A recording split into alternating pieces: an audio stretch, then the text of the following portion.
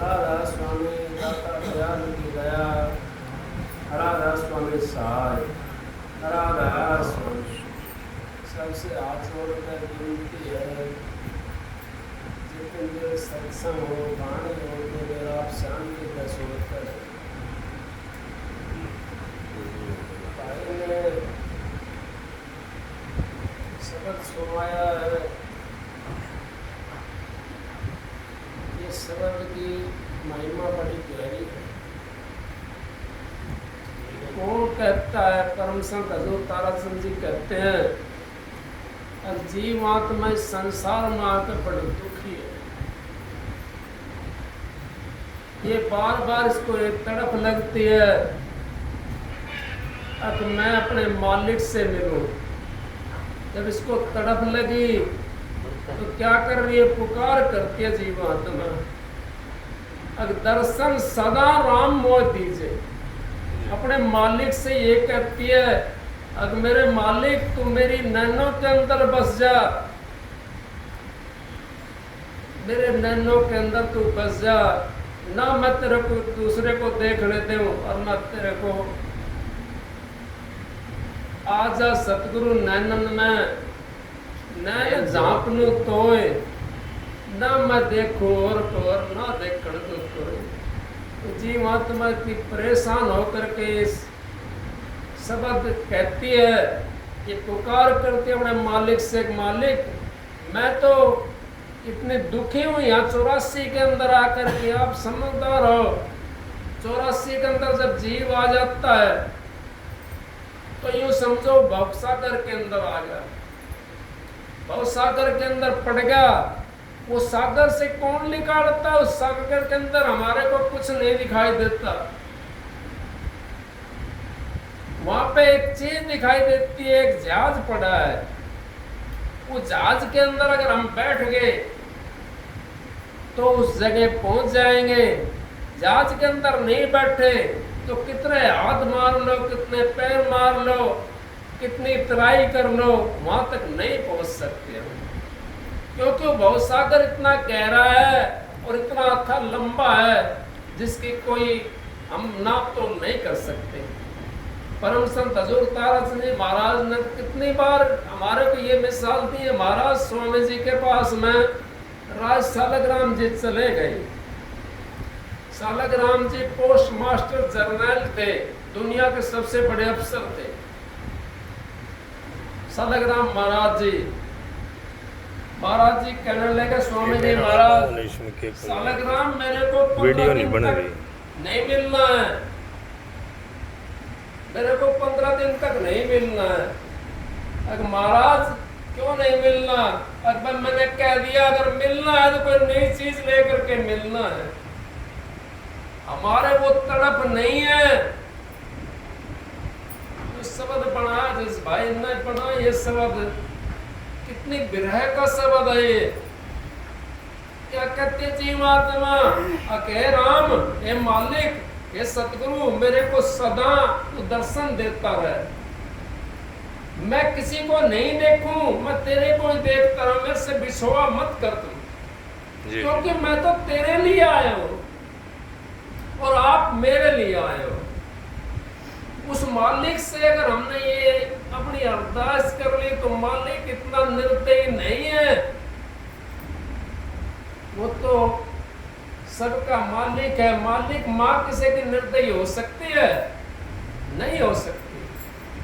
माँ के लिए तो चाहे कितना ही बुरा बच्चा हो और कितना ही अच्छा हो, माँ के लिए तो एक ही होता है। माँ के लिए तो बेटा ही होता है। हम तो उस मालिक के, परम पिता परमेश्वर के पुत्र हैं। हमारे लिए मालिक अलग कैसे हो सकता है? हम तो उस मालिक के शुक्रगुजार करते हैं, उस मालिक की अरदास करते हैं, हे मालिक तू मेरे को दर्शन दे, सदा दर्शन ऐसे ही देता रहे जैसे अब तू मेरे को दे रहा है। तू मेरे से बिछड़ना मत। स्वामी जी महाराज कहते हैं सालग्राम जी से, सालग्राम आप मेरे से मिलना नहीं 15 दिन तक, और 15 दिन कैसे पहले मिलते हो तो कोई नई चीज लेकर के मिलना। उस टाइम राधा स्वामी नाम का रुका था, प्रगट नहीं था। रुका लेकर के आए थे स्वामी जी महाराज भी।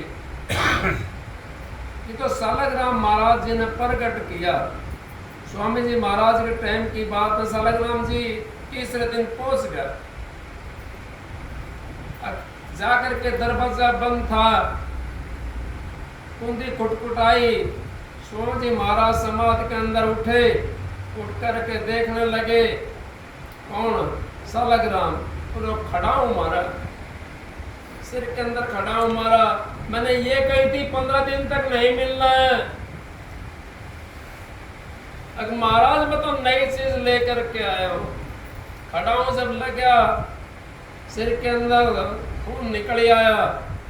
सालग्राम महाराज जी की बात कह रहे, खून निकल आया। क्या शब्द बनाया सालग्राम महाराज जी ने? उस टाइम का शब्द है ये, गुरु धरा शीश पर हाथ, मन को फिक्र कर। गुरु से काल भी डरे, गुरु से सारी चीज डरती है।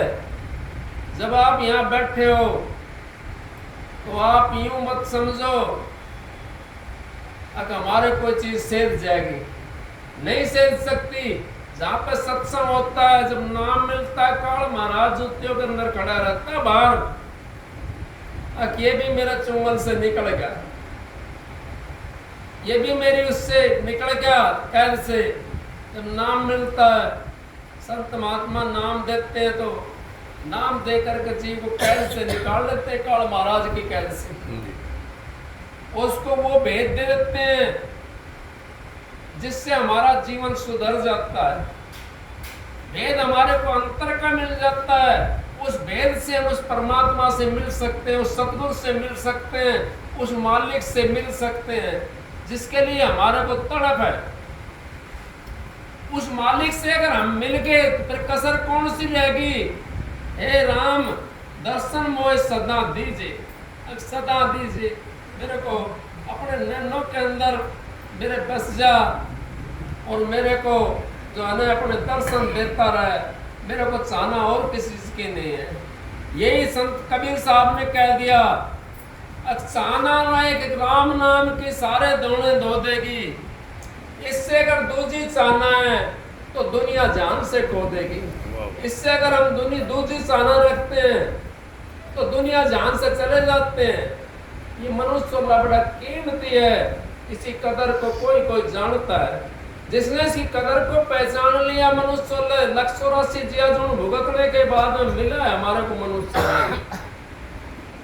ये हमारा रतन है, ये मनुष्य चोला सबसे उत्तम चोला है। आपने ये भी देखा होगा, राम 14 कला 16 कला भरपूर था। अगर वो रावण को मारना चाहता वहां से तो क्या मुश्किल था उसको कुछ मुश्किल नहीं था। लेकिन क्यों मुश्किल किस कर रहा था? अब वहां मार नहीं सकता था वो, वहां हिसाब किताब नहीं होता। हिसाब किताब इस मृतलोक के अंदर आकर के होता है। और मनुष्य चोले के अंदर अपना हिसाब किताब तारना चाहता जीव तो उतर जाता है। राम ने मनुष्य चोला धारण करा, विष्णु अवतार बताते हैं मुझको। मनुष्य चोला धारण करके और रावण को राम ने मारा नहीं मारा, उसका उद्धार कर दिया रावण का। मनुष्य चोले के बिना हम हिसाब भी नहीं कर सकते। मनुष्य चोले के बिना हम अपना जो है ना लेना देना भी नहीं कर सकते। जो हम किसी से लिया है, किसी का दिया है। नहीं सुनी आपने सलन कसाई की बात? सलन कसाई ने बकरा पाल रखा था। वो बकरे का काम तो था ही उसका, बांध रखा था, उसका नियम था। हमारे अगर नियम टूट जाते हैं तब भी हम गिरावट में आ जाते हैं। संत महात्मा टूट देते हैं, नियम तोड़ देते हैं, इस करके गिर जाते हैं। इसी तरह सत्संग गिर जाता है जिसका नियम नहीं है। नियम बनाओ अपना एक। अगर हमारा नियम है भाई हमने तो इतना टाइम बैठना है, हमने तो ये इस भाने के अंदर रहना है, इस जुबान के अंदर रहना है। सदन कसाई उसका नेम था अब मेरी दुकान पे इतना माल रहेगा तो ग्राहक आएगा तो मैं खाली नहीं छोड़ दूंगा उसको, उसका नेम था। और दुकान खुलते हुए इतना ग्राहक आ गया तो मैं उसको वापस नहीं जाने दूंगा। कसाई होते हुए उसका इतना नेम था। हम तो सत्संगी होते हुए भी अपना नेम नहीं रख सकते। हम तो मनुष्य चोला ले रखे हैं, कोई उल्टे सीधे कर्म में नहीं करते, फिर भी हम नेम नहीं रख सकते। नेम से आदमी तिर जाता है। महाराज जो ऐसी बहुत सी मिसालें हैं।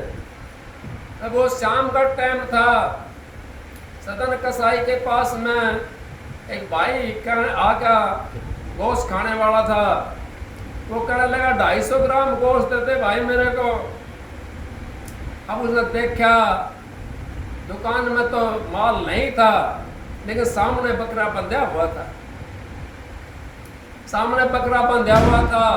अब सोची भाई तेरा मेरा नेम है, ये माल तो तेरे पास है, कटा हुआ नहीं है तो कोई बात नहीं भाई, साबत तो है, जिंदा तो है। उसने अपना वो जो काटने वाला औजार था वो पहनाना शुरू करा। बकरा क्या कहता है, वो सदन कसाई क्या सोचता है? सदन कसाई सोचता है कि इसकी टांग से मैं मांस को निकाल लूं, 250 ग्राम, और उसके कपड़ा बांध दूंगा सुबह तक, ये खराब भी नहीं होगा और ये ऐसे कैसे रह जाएगा और ये मरेगा भी नहीं।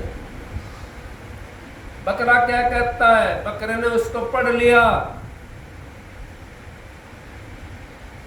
पढ़ करके कहने लगा भाई ये नया बदला मेरे ऊपर मत चढ़ा तू। मैंने तेरे को गर्दन से काटा था, तू मेरे को गर्दन से काट दे, नया बदला मेरे ऊपर मत चढ़ा। फिर दोबारा आना पड़ेगा, तुम्हें दोबारा आना पड़ेगा।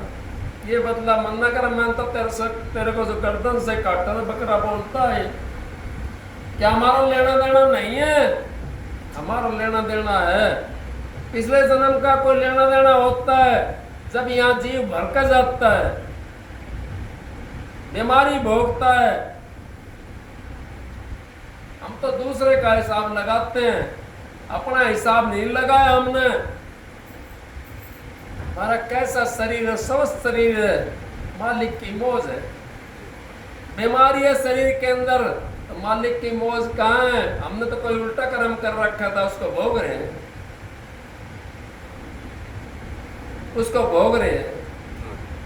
पैसा धन दौलत है तो हमने दान करे हुआ था पिछला, हमारे पास धन दौलत की कमी नहीं है, लेकिन हम अपना हिसाब नहीं लगाते, हम तो दूसरों का हिसाब लगाते हैं। हमें ये पता पड़ जाता है हमने कैसे घर में जन्म मिला है। हमने पापी घर में मिला जन्म तो हमारा पाप करे हुआ था, पाप अब भी करना पड़ेगा, उसको तारना पड़ेगा। हमारा धर्मी घर में जन्म मिलता है, सब ब्राह्मण हो और से कोई सी जाति हो, उसके अंदर अगर हमारा जन्म मिलता है तो अच्छा है, तो हमने अच्छा कर्म करा। किसी जाति के अंदर हो, जाति का नाम नहीं होता, कर्मों का नाम होता है। कर्म प्रधान विश्वरथ रख्या, जो जैसा करा वैसा ही फल सके। कर्म प्रधान होता है, जैसी जैसी हम करनी करते हैं वैसा वैसा हमने भोगना पड़ता है, उसी तरीके से हमें चलना पड़ता है। वो अपना आप चल जाता है जीव वहां पर, और जीव पहुंच जाता है उस जगह। भाई महात्मा जी था एक, वो उसके पेड़ के नीचे तपस्या कर रहा था, उसने इतनी तपस्या करी, आकाशवाणी हुई, अब महात्मा जी इस पेड़ के नीचे ही आप जो है चूल्हा छोड़ोगे, मरोगे इस पेड़ के नीचे। महात्मा जी का जो था दिमाग दूसरी तरफ घूमया, उन्होंने बोला भाई मैं इस पेड़ के नीचे नहीं होऊंगा तो कैसे मरूंगा? इस पेड़ के नीचे अगर मैं नहीं हूं तो कैसे मरूंगा? वो वहां से पेड़ के नीचे से जंगल की तरफ चला गया। जंगल में जाकर के एकदम अचानक तूफान और आंधी आ गई। वो उड़ा उड़ू करके दोबारा से वो 10 कोस चला था, 20 कोस चला था, 50 कोस चला गया था। वो उड़ा करके आंधी ने फिर वहां उस पेड़ के नीचे ले आया। उसका टाइम था मां, उस पेड़ के नीचे ले आया। आकाशवाणी हुई, भाई तेरे को लेने के लिए आ रहे हूं, अब तो तैयार हो ले चलने के लिए। नो बोले आपने तो यूं कही थी एक पेड़ के नीचे मरेगा, तो ऊपर देख कौन सा पेड़ है, कहाँ है। मैं 50 कोस चल लिया, पेड़ तो वही है, आंधी ने वहां पहुंचा दिया उल्टा। तो हमारे जब मन की आंधी आती है, सतगुरु से जब नाम लेकर के चलते हैं हम, तो हमारे भी मन की आंधी एक ऐसी आती है, उल्टा उसी जगह पहुंचा देती है जीव को। जहां से हम चले थे उसी जगह पहुंचाती है। लेकिन उसमें कोई कोई बच जाता है। कौन बच जाता है? जो यूं सोचता है मालिक तू मेरे को सदा दर्शन देता रहे, वो बच जाता है। किले के अंदर जो समा जाता है वो बच जाता है, और किले से जो बाहर गया तो ग्रंथ के अंदर वो पिस जाएगा, वो तो पिस जाएगा। उसको कौन बचाएगा? उसको कौन ही नहीं बचा सकता, उसने तो पिसना है। इस करके हम संत महात्माओं की शरण में जाते हैं। वो संत महात्माओं की शरण से हमारा उद्धार हो सकता है, बाकी उद्धार भी नहीं है। चाहे आप कितना दान कर लो, कितना पुण्य कर लो, दान करोगे राजा बाबू सेठ साहूकार बन का आ जाओगे। पुण्य करोगे तो राजा बाबू सेठ साहूकार बन का आ जाओगे। ऐस में घर उसके अंदर जन्म मिल जाएगा हमारे को। अगर आप भजन करते हो तो आपके पास तो दोनों चीज है। कौन सी? अगर आपके पास तो वो दौलत है, किसी के पास में भी नहीं है, जिसके लिए संत महात्माओं ने कितनी कितनी अपनी जटाएं बढ़ा ली, घोंसले बना लिए चिड़ियों ने उनके अंदर, और दीमक चढ़ गई। उसके लिए वो तो आपको कलयुग केवल नाम आधारा, सुमर सुमर नर उतरा हो पारा। कलयुग कर्म धर्म ना कोई, नाम बिना उद्धार ना होई। नाम के बिना उद्धार भी नहीं हो सकता, वही नाम चाहिए हमने। फिर कलयुग में स्वामी दया बिचारी प्रगट करके शब्द पुकारी। अब वो शब्द सालग्राम महाराज जी ने प्रगट कर दिया। महाराज जी मैंने तो वहां राधा स्वामी नाम की धुनी सुनी है इस जगह पे, उससे पहले प्रगट नहीं था नाम। ये प्रगट कर रहा था राज सालग्राम महाराज जी, उन्होंने प्रकट कर दिया। वहां राधा स्वामी नाम की धुनी होती है। कोई सत साहिब कहता है, कोई कुछ कहता है, कोई कुछ कहता है, लेकिन उनके लिए तो अलग चीज है। जब हम रास्ते के अंदर चलते हैं हमारे को सारी चीज का पता पड़ जाता है, ये फलानी जगह है, ये ढेकड़ी जगह है। जब तक हम उस रास्ते में चलेंगे नहीं तो हमारा क्या पता पड़ेगा? अगर भाई यहाँ से चले हम दिल्ली के लिए, गुड़गांव आया था ना आया था, अब यहाँ अंदाजा लगाए जाएंगे गुड़गांव है, पालम बिहार है और आगे है, इसका अंदाजा लगाए जाएंगे। जब चल के निकल कर जाएंगे तो हम देखते हैं उस चीज को चले जाएंगे, और हमारा सतगुरु साथ में होता है उस टाइम। इस करके गुरु की जरूरत होती है, क्यों हमारी ताकत नहीं है, हम नहीं जा सकते। कल 2-4 दिन पहले भी सत्संग था, उसके अंदर मैंने बताई थी 4 रास्ते हैं शरीर के अंदर। एक रास्ता नीचे की साइड में जाता है, 3 रास्ते ऊपर की साइड में जाते हैं, क्योंकि हमारी जीव आत्मा मध्य में बैठी हुई है। एक रास्ता हमारा नीचे की साइड में चलेगा, 3 रास्ते हमारे ऊपर की साइड में चलेंगे। 2 रास्ते में हम चल नहीं सकते। एक में रिद्धि सिद्धियां इतनी ज्यादा हैं, अब हम पूरी उम्र हमारी बीत जाएगी, हम रिद्धि सिद्धियों को पार नहीं कर सकते। दूसरी में विषैली चीज है, वहां से हम नहीं जा सकते, वो हमारे को डस जाएंगे रास्ते के अंदर। तीसरा जो संतों ने, जो महात्माओं ने सरल करके रास्ता जो बताया है, उस रास्ते से हमारी सूरत जाएगी। संतों ने वो रास्ता को तय कर लिया और उन्होंने सरल कर दिया, उसके झाड़ पे सारे काट दिए। हम किसी झाड़ वाले खेत के अंदर से जाते निकल करके राही बनाते हैं कहीं तो आगे जाने के लिए, तो झाड़ को काटते हुए चलते हैं, वो रास्ता अपना आप बन जाता है और फिर उस रास्ते से हम चले जाते हैं। संत महात्मा उन्हें झाड़ काट दिए वो हमारे लिए, अब तो आसान हो रहा है, फिर भी हम नहीं जा सकते उस रास्ते से। क्यों? तक हमारे विषय विकार जाने नहीं देते, विषय विकार हमारे को नीचे गिरा देते हैं और विषय विकारों के हिसाब से हम नीचे आ जाते हैं और पहुंच नहीं पाते उस जगह पे। उस जगह पे हमने पहुंचना है तो सतगुरु को साथ लेना पड़ेगा। जिसका जैसा गुरु है, जितना रास्ता जानता है, वो उतनी जगह पहुंचा देगा, उस जगह पे वो ले जाएगा। तो सालग्राम महाराज जी उन्होंने उस टाइम नाम लिया और नाम ले करके उन्होंने कमाई करके उस चीज का करा पोस्ट मास्टर जनरल।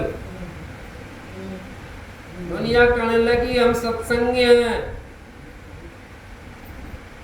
अगर हम मोहलक होते जब भी हमारी बुराई है। जब तू नाचन निकसी तो फिर घूंघट कैसो, और घूंघट का पट खोलते फिर अंदेशो कैसो, फिर अंदेशो कैसो। जब हमने नाम ले लिया फिर भी हम अगर श्रम करते हैं उस मालिक से मिलने के लिए, कद पूछेंगे?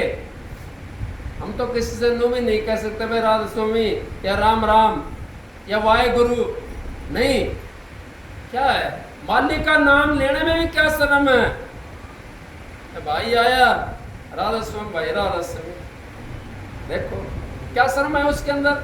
हमने चीज ले रखी है, हमारा वो चीज है, हमारे अंदर वो लाल रखा हुआ है जिसकी हमें जरूरत है, उसको तो हमने अपने मुख से भी और दूसरे के मुख से भी उसको तो घोड़ना है, मिलाना है। रई अलग रखी है, दूध अलग रखा है, कैसे घी निकालोगे? घी नहीं निकल सकता। घी तभी निकलेगा जब उसके अंदर रई डालोगे। अब रई एक बार तो उल्टी जाएगी, एक बार सीधी जाएगी। वो रई कौन सी है? वो रई वो है जब हम नाम पर बैठ करके मथन करते हैं, क्योंकि हमारे को अच्छे विचार भी एक साइड ले जाते हैं, बुरे विचार भी एक साइड ले जाते हैं। वो रई है, वो नाम रूपी जिसके अंदर रई गलगी वो अपना मक्खन को निकाल के खा लेगा, और जिसके अंदर नाम रूपी रई नहीं डली वो कैसे मक्खन निकालेगा? उसने तो पता ही नहीं, मक्खन तो दूध के अंदर है। जो तिलों में तेल है, चकमक में आग, तेरा प्रीतम तुझ में, तो जाग सके तो जाग। मालिक बाहर नहीं है, दुनिया ढूंढे त्रिलोकी माई और नाम बस चौथे लोक माई। चौथे लोक का नाम वो संत महात्मा दिखा देते हैं हमारे को। वो संत महात्मा को हम शरण ले ली तो हमारा उद्धार हो जाएगा। संत महात्माओं के अगर हमने शरण नहीं ली तो हमारा उद्धार नहीं हो सकता। हमने फिर दोबारा 84 माना पड़ेगा। फिर क्या बन, कुछ नहीं पता क्या बन के आ जाए, क्या पता। क्योंकि नंबर मैं पहले भी कई बार बता चुका ये बातें। रेड का कुआं होता था, अभी खत्म हो गए रेड के कुआं भी, यूपी में तो अभी भी है। रेड का कुआं होता है, उसके अंदर माल लगी हुई होती है। एक डब्बा जब पानी का निकल कर आएगा उसके अंदर माल में से, वो दोबारा जब जाएगा, जब वो सारे निकल आएंगे उसके अंदर से, तब वो पानी लेकर आएगा दोबारा। इसी तरह हम भी उस माल के अंदर जुड़े हुए हैं, 84 की माल के अंदर। हमारे को भी तभी जन्म मिलेगा जब हमारा वो नंबर आएगा उस माल वाला, डब्बे वाला। नहीं तो हमारे को जन्म नहीं मिलेगा। हम तो मनुष्य चोल्ला का भटक रहे हैं। मनुष्य चोल्ला जो मिला है हमने, ये मनुष्य चोल्ला का जन्म तो हमारे को मिलेगा, लेकिन मनुष्य चोल्ला का नहीं मिलेगा। कभी किसी का मिलेगा, कभी किसी का मिलेगा। तो माल के अंदर जुड़े हुए हम। उस माल से हमने कौन तोड़ता है? उस माल पे संत सतगुरु तोड़ते हैं और हटा देते हैं। कोई कारीगर होता है, उस माल से निकाल लेता बाल्टी को और पत्ती लगी छोड़ देता, वहीं पे बाल्टी निकाल लेता उसकी। जो कारीगर होता है, इस करके कारीगर की जरूरत है। कारीगर वो सतगुरु है, उस मार से छुटा देगा। जिसने नाम ले लिया वो तो इस चौथे लोक का वासी हो जाएगा, नहीं तो 3 लोक का धक्का खाना पड़ेगा। किसी कारणवश अगर हमारा कोई 19-20 बन जाता है तो हमारे को फिर दोबारा से जन्म मिल जाएगा। कृष्ण भगवान ने गीता के अंदर कहा है। अर्जुन कहने लगा, महाराज आपका शिष्य जो भक्ति करता हुआ और उसको पूरी डगर नहीं मिली है, वहां तक नहीं पहुंचा और उसका चूल्हा छूट गया बीच में, तो आप उसको क्या दोगे? कौन सी जगह दोगे? कृष्ण जी कहता अर्जुन से, हे अर्जुन, मैं उसको जहां से उसकी भक्ति छूटती है उसकी भक्ति वहीं से शुरू कराता हूं, मनुष्य चूल्हा दोबारा से दे करके, मनुष्य चूल्हा दोबारा से दे करके, और उसकी भक्ति वहीं से शुरू कराता हूं। और हमने तो संत सतगुरु का पल्ला पकड़ लिया। हमारे को तो मनुष्य चूल्हा मिलना चाहे भक्ति बनो या मन न बनो। कई भाई फंस जाते हैं, ड्यूटी होती है, वो ड्यूटी में लगे रहते हैं, भाई नौकरी करनी है, बच्चों ने रोटी भी खवानी है, तो वो भजन भी नहीं कर सकते। कैसे बात बनेगी उनकी? अब उन्होंने अपना नेम बस रखना है, अपने मालिक का सुमरन रखना है, अपने मालिक को याद रखना है। मालिक हमारे को याद रहेगा तो हम उस घर पहुंच जाएंगे दोबारा से, हमारे को ये मनुष्य चूल्हा भी ना मिलेगा, हमारे मुक्ति के अंदर पहुंच जाएंगे। तो लास्ट समय में सतगुरु संभाल कर लेता है। ये हमारे को 12वां महीना है पेपर देने का। जो मनुष्य चूल्हा है इसके अंदर हम पेपर दे सकते हैं। ये चूक गए तो फिर 11 महीना फिर हमने वो पढ़ाई वही करनी पड़ेगी जो पहले करी है। मास्टर जी दोनों कहने लगे, मास्टर जी हमने तो पढ़ ली किताबें ये। न बोला, ना भाई किताब तो पढ़ तो ली, लेकिन क्लास में तो उसी में है, आगे तो नहीं चढ़ा। आगे जब चढ़ेगा जब पेपर दे देंगे। लेकिन कई कंपार्टमेंट आ जाए। कंपार्टमेंट आना ये होता है कि हमने मान ले गुरु से नाम ले रखा और हमारी भक्ति नहीं बन रही तो हमारी कंपार्टमेंट आ गई, वो दोबारा से हमारे को चूल्हा मिल जाएगा मनुष्य का, और फिर मौका मिल जाए कंपार्टमेंट तोड़ने का, फिर तोड़ देंगे, कोई बात नहीं है। अब क्या नहीं बन रही तो आगे बन जाएगी। लेकिन जिसकी अब के भी ना बन रही, आगे भी ना बने, उसका क्या होगा? उसके लिए संत महात्माओं ने यहाँ करके और हमारे को ये शिक्षा दी है, और इस शिक्षा को जो समझ गया वो तो उरले पार से परले पार है। भवसागर कोई बड़ी चीज नहीं, भवसागर ये संसार है, कोई तालाब नहीं भर रहा है वहां पर। ये संसार ही हमारे को रोकता है, हमारे बच्चे ही हमारे को रोकते हैं। कोई ऐसा बच्चा हो जाता है, अगर मालिक का नाम जिस दिन पैदा होता है उस दिन से शुरू हो जाता है घर के अंदर, और कोई ऐसा बच्चा हो जा जो मालिक का नाम न लेने ना देवे। तो इस संसार के अंदर ये काम चला, ये इस भवसागर है, इससे हमने तिरना है। इससे हम तभी तिर सकते हैं जब अपने सतगुरु का हमने पल्ला पकड़ लिया, और सतगुरु हमारा पूर्ण है तो हमारे को उस भवसागर से तिरा देगा। और सतगुरु है नहीं पहुंचा उस भवसागर से आगे तो हमारा कैसे तिराएगा? उसको सतगुरु नहीं कह सकते, आप उसको गुरु कह सकते हो। गुरु कह सकते हैं, जैसे गाड़ी सिखा दी किसी ने, घोड़ा सिखा दिया, चलाना हल बाना सिखा दिया, और कोई कार्य सिखा दिया, खरादे काम सिखा दिया, वेल्डिंग काम सिखा दिया, वो गुरु है। हाँ, सतगुरु तो वो है जो अंधेरे से प्रकाश में भेज देता है, सत्य से जोड़े। इस करके सत्संग तो आधी घड़ी और तब के बरस हजार, फिर भी नहीं बराबरी संतन क्यों विचार। अब आपको एक सबक सुनाता हूँ और फिर भाई